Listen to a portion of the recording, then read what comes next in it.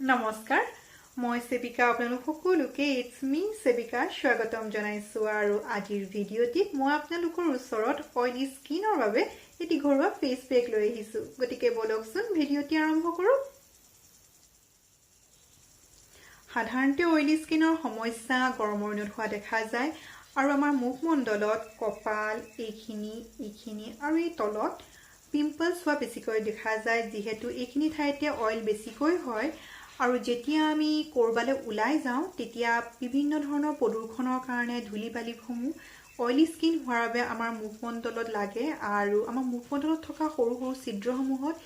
এই ধূলি বালিবোৰ সোমাই যায় আৰু যাৰ ফলত আমাৰ মুখত পিম্পলছৰ সমস্যাই দেখা দিয়ে আৰু আজি মই পিম্পলছৰ সমস্যা আৰু লগতে অইলি স্কিন কেনেকৈ নাইকিয়া কৰিব তাৰ বাবে এটি ঘৰুৱা ফেস পেক লৈ আহিছো গতিকে এই ফেস পেকটোৰ লগা সামগ্ৰীসমূহ হৈছে এনে ধৰণৰ এই ঘৰুৱা ফেস পেকটোৰ লগা প্ৰথম সামগ্ৰীবিধ হৈছে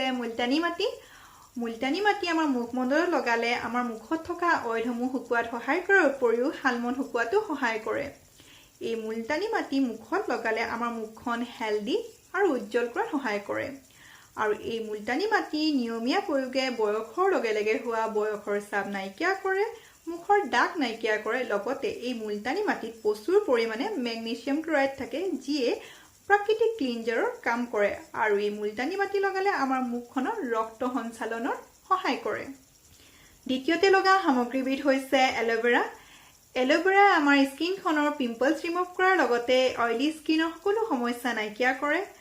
আৰু এলোভেৰাই সানবাৰ্ন ৰিমুভ কৰাৰ লগতে আমাৰ স্কিনখন ময়শ্চাৰাইজ আৰু ব্ৰাইট কৰাত সহায় কৰে তৃতীয়তে লগা সামগ্ৰী হৈছে ৰ'জ ৱাটাৰ বা গোলাপ জল ৰ'জ ৱাটাৰে এন্টিঅক্সিডেন্ট আৰু ভিটামিন আমাৰ স্কিনখনত প্ৰদান কৰে ৰ'জ ৱাটাৰ লগালে আমাৰ মুখখন সফটনেছ গ্লো আৰু স্মুথ কৰাত সহায় কৰে ৰ'জ ৱাটাৰে আমাৰ মুখৰ ছিদ্ৰত সোমাই থকা লেতেৰাসমূহ চাফা কৰাত সহায় কৰে এই তিনিবিধ সামগ্ৰী এটা মিশ্ৰণ কৰি ল'ব আৰু ইয়াৰ পৰিমাণ হৈছে এনে ধৰণৰ 1 চামুচ মুলতানী মাটি 1 চামুচ ৰ'জ ৱাটাৰ আৰু 1 চামুচ এলোভেৰা এই তিনিবিধ সামগ্ৰী ভালদৰে মিশ্ৰণ কৰি লওঁ আৰু আমি মুখমণ্ডলত লগোৱাৰ আগতে আমাৰ নিজৰ মুখখন ভালদৰে ফেস ৱাছেৰে পৰিষ্কাৰকৈ ধুই লওঁ আৰু তাৰ পিছতে আমি মুখমণ্ডলত ফেস পেকটো লগাম আৰু এই ফেস পেকটো মুখ আৰু ডিঙিত আমি লগাই লম আৰু 10 মিনিট ৰখাৰ পিছত আমি পৰিষ্কাৰ পানীৰে ধুই দিম এই ফেস পেকটো আপোনালোকে সপ্তাহত 3 দিনকৈ ব্যৱহাৰ কৰিব আৰু এই ফেস পেকটো গৰমৰ দিনৰ কাৰণে অতিকৈ উপযোগী ফেস পেক আৰু এই ফেস পেকটো পুৰুষ মহিলা সকলোৱে ব্যৱহাৰ কৰিব পাৰে আৰু আপোনালোকে এই ফেস পেকটো ব্যৱহাৰ কৰি চাব